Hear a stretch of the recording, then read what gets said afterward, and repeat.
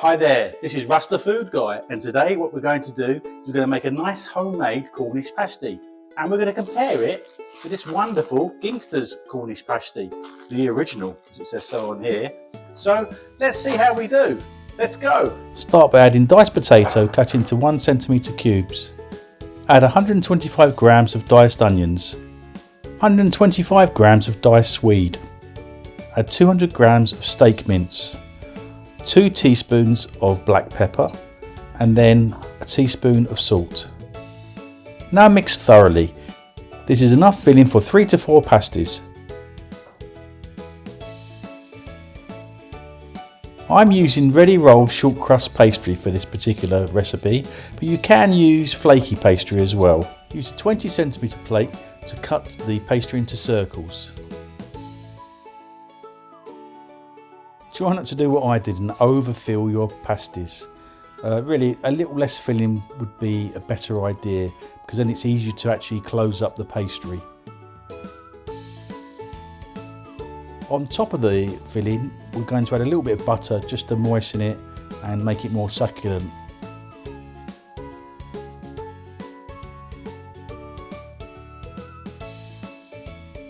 I used egg wash around the edge of the pastry, and then actually I crimped the edges there.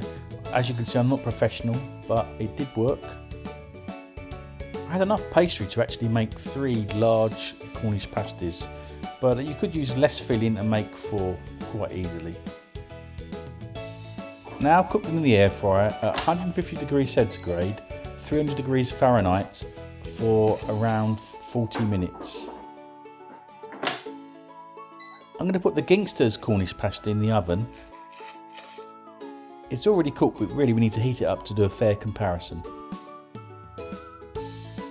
Okay, so here we have it. On my right is the homemade Cornish pasty. On my left here, it's the Cornish pasty from Ginsters. So let's see which one looks better. On the outside, you can see this one's a bit more kind of shiny. This is obviously much better made, the Ginsters one. My one was a bit rough and ready, but what does it taste like? So let's open them up and have a bit of a taste.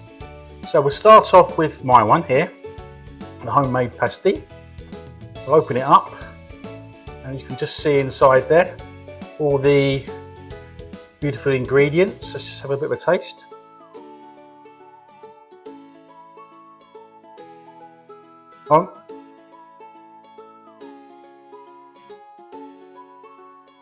It tastes very meaty. There's a touch of pepper at the back of your throat there, which is nice. All the vegetables are cooked nicely. It tastes quite nice. Let's try the pastry. Overall, very good. Let's try the Ginsters. Okay, the pastry is much softer. The pastry here is puff pastry rather than short crust pastry. Inside it's quite well packed. It looks quite similar actually, if you look inside it, to the one I've created here. Let's just try the filling. Again, the filling comes out nicely. Amazingly, it tastes very nice actually. It's very similar to the one that I made really. So, overall, I would say they're both very nice Cornish pasties. Which one is better? Difficult to judge. I would give the Ginsters one, it's a very nice Cornish pasty, probably 8 out of 10. And I would give my one here, I'm going to give it 8.5 out of 10. Just because I think the pastry is nicer, and I think the filling has got a nicer texture to it. So overall I would rate the homemade, but the Ginsters here is very good as well. So both 2 very good pasties. Okay, that's it from Russ the Food Guy.